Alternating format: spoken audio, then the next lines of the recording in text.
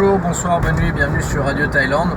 Alors je voudrais réagir et puis je vais enchaîner là-dessus à un message que j'ai reçu ce matin de Omar Ben Abderrahmane. Excuse-moi Omar, j'écorche encore ton nom, pourtant on a passé 8 mois ensemble. Donc Omar était mon stagiaire en Thaïlande, il étudie toujours à Sciences Po et il est engagé en politique aux Républicains. Il vient d'ailleurs d'être élu il y a peu de temps président des Républicains de Sciences Po. Je l'en félicite ici même en tant que démocrate.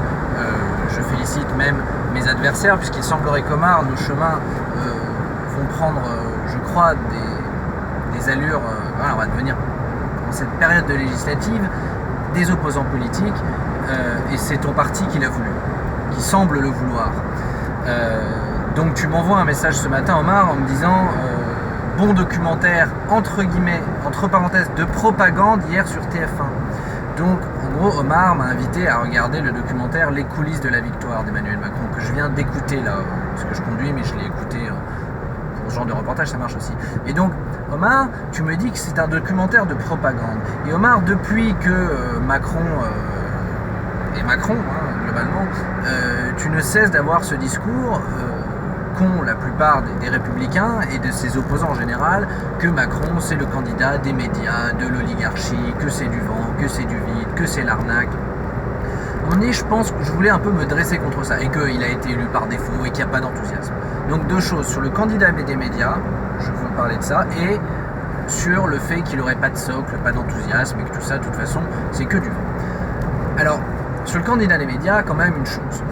C'est vrai qu'il a eu une grosse couverture médiatique, apparemment il a fait beaucoup de une. Mais alors penser qu'il a été élu parce qu'il a fait 72 une ou je sais plus combien, c'est quand même aussi pas très respectueux des Français. C'est penser que les Français votent pour le candidat qui a eu le plus de une. Première chose, en tout cas c'est pas mon cas. Voilà, moi au contraire, cet emballement médiatique m'a fait me questionner, m'a fait douter, m'a fait attention, est-ce que c'est pas justement une arnaque, etc. M'a fait creuser le discours. Moi ça a eu quasiment l'effet inverse. Peut-être pas chez tout le monde, mais en tout cas chez moi. D'autre part, ce phénomène médiatique, c'est aussi d'une part justifié par le fait qu'il était nouveau, qu'il présentait quelque chose de nouveau. Lui était nouveau, sa démarche était nouvelle. Donc naturellement, il y avait de la curiosité, de l'enthousiasme. Ça, on ne peut pas le reprocher aux médias, je pense. Maintenant, je reviens un peu sur le mot propagande. Là, il faut quand même arrêter. Il faut un peu arrêter. Bon là, on a eu hier TF1 fait un reportage sur les coulisses de la victoire du président. Forcément, c'est vrai que ça présente un visage plutôt positif du candidat dans ce reportage. Mais est-il possible aussi, je sais pas, si on avait fait le même documentaire sur Sarkozy, aurait-on réussi en fait à avoir autant de séquences parce que comment Sarkozy parle à ses équipes, comment Sarkozy... Voilà, moi je pense que Sarkozy, en off, il est beaucoup plus agressif, beaucoup plus vulgaire, beaucoup plus pénible, insupportable. Beaucoup de gens qui ont pu le côtoyer de près. Alors que je crois que Macron est sincèrement quelqu'un avec qui il doit être agréable de travailler, parce qu'on le voit à quelques moments du reportage, il peut être un peu cassant quand il y a des trucs qui sont pas bien faits, mais sinon il écoute, il est dynamique, il travaille en équipe. À un moment donné, ça montre des qualités du candidat qui, je pense, sont réelles. Et donc sur le mot propagande, s'il y avait de la propagande, Macron il n'aurait pas fait 25%, il aurait fait 80%, comme Poutine. Si c'était de la propagande, on n'aurait pas entendu pendant 6 mois. On n'arrête pas d'entendre des critiques de Macron, ça n'arrête pas, parce que d'une part, voilà, les médias, c'est vrai que certains ont pu avoir une attitude complaisante, en tout cas en lui offrant une forte couverture médiatique. Mais les médias, souvent ce qu'ils donnent, ce qu'ils disent, c'est pas grand chose, c'est assez creux. Et ils relaient aussi beaucoup les critiques. Faut quand même arrêter. On a entendu quasiment autant de contre que de pour. Les médias, j'en ai vu très peu qui vraiment avaient des articles qui vraiment soutenaient Macron en disant voilà, Macron c'est vraiment... Non, c'était assez neutre, il a une forte couverture médiatique, mais en revanche, on a beaucoup entendu les critiques justement sur le fait qu'il soit vide, l'oligarchie, le candidat des médias. On n'arrête pas d'entendre ces critiques. Donc à un moment donné, s'il y avait de la propagande, on n'aurait pas autant entendu ces critiques. S'il y avait de la propagande, on n'aurait pas une Marine Le Pen, on n'aurait pas un Mélenchon. Donc je pense que ce terme, bon là, je te réponds un peu à toi Omar, mais parce que je sais que c'est globalement des mots qui doivent circuler aussi chez les Républicains, qui ont décidé de mener une guerre sans merci à Macron, parce que je crains que les Républicains se lancent dans la bataille législative avec un sentiment de revanche, d'amertume, voilà, et des choses, des des attitudes qui ne soient pas forcément dans l'intérêt général du pays. Et ça me fait penser, donc voilà, j'ai dit ce que je pensais sur le candidat des médias, sur la propagande, sur le socle. Voilà, c'est le socle de Macron qui serait faible, voire inexistant, que tout le monde aurait voté par le vote utile, pour faire barrage, par défaut. Bien, ne sous-estimez pas le socle de Macron. À titre personnel, moi j'ai eu un vote d'adhésion. D'accord ? Un vote d'adhésion prudent, pas béni oui en pensant que tout allait être magique, super facile, qu'il allait transformer le pays en un coup de baguette magique, comme voudraient nous le faire croire, n'est-ce pas, les extrémistes Mélenchon ou Le Pen, que tout est très facile et qu'il suffit de quitter l'Europe, gueuler un grand coup pour récupérer les pleins pouvoirs au niveau du pays et que tout ira mieux. Donc, mais j'ai eu un vote d'adhésion et on est nombreux, on est un socle qui je pense représente 20 à 25%. Et peut-être 20% de vraiment adhérer, vraie adhésion. Mais ce que je voudrais souligner, c'est que je pense que ce socle est solide, je pense que ce socle va grandir, parce qu'à titre personnel, après avoir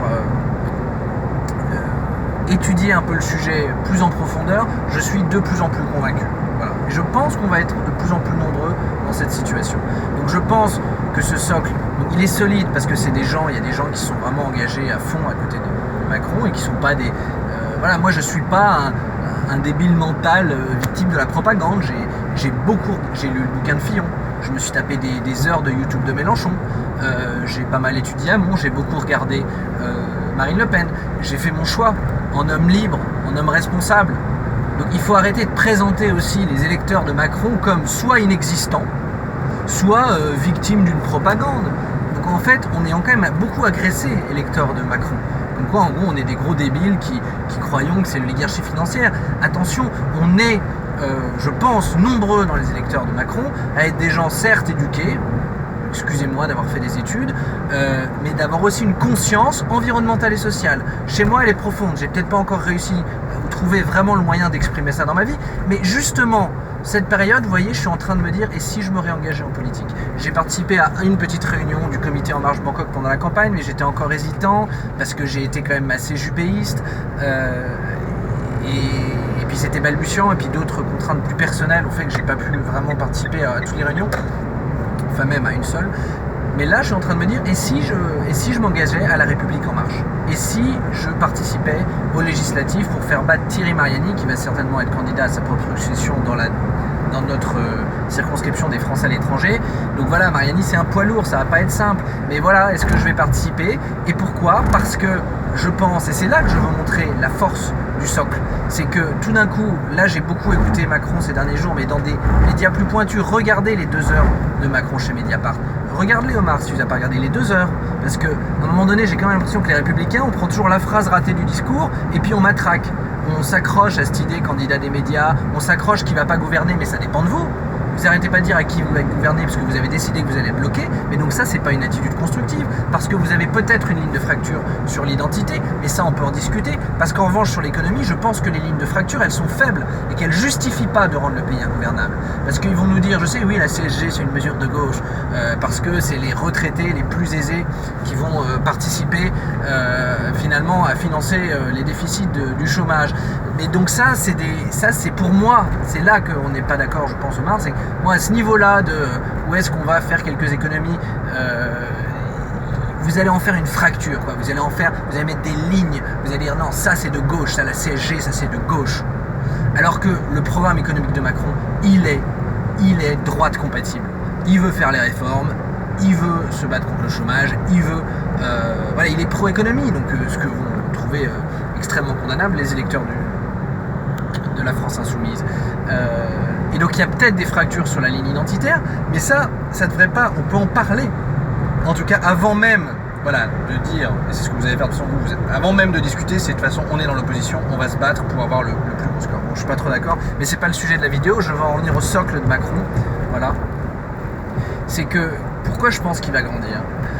Parce que regardez-moi justement, qui était plutôt hésitant, là tout d'un coup en regardant, donc regardez les 2 heures encore une fois chez Mediapart, mais regardez le message qu'il a envoyé aux scientifiques américains et aux chercheurs qui travaillent dans le domaine de l'énergie et de l'écologie, qui leur demandent de venir en France. Ce message, il n'est pas du tout flou, filandreux, il est très clair.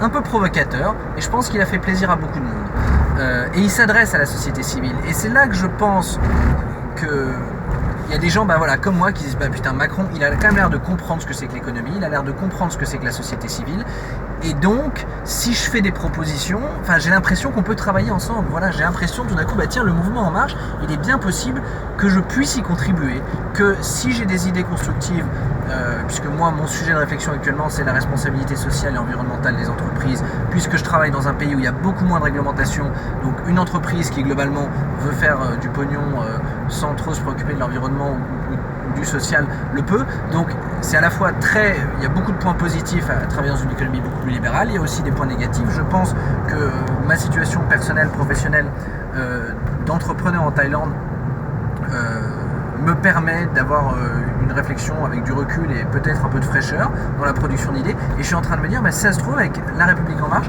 ça peut peut-être marcher, ce qui n'avait pas marché au Modem, parce que c'est ce que j'avais reproché à Bayrou. Il n'a pas su structurer un mouvement politique, il n'a pas su écouter, je ne vais pas revenir sur mon expérience ratée au Modem, mais là j'ai le sentiment que ça peut être différent, et je pense qu'on peut être nombreux dans la société civile à le penser, et donc je pense que ça peut faire du bien à la France. Et là, il y a un vrai renouvellement. Donc là aussi, ça m'agace. Je pense qu'il y a de la mauvaise foi dans les opposants qui vont systématiquement dire « Oui, c'est un faux renouvellement, c'est la marionnette de Hollande ». Non, Hollande, d'une part, il s'est fait élire sur un discours très à gauche pour lequel j'ai pas du tout adhéré, j'ai pas voté Hollande, les 75%, l'ennemi c'est la finance, pour faire tout le contraire. Je suis désolé, Macron, il n'a pas fait ça.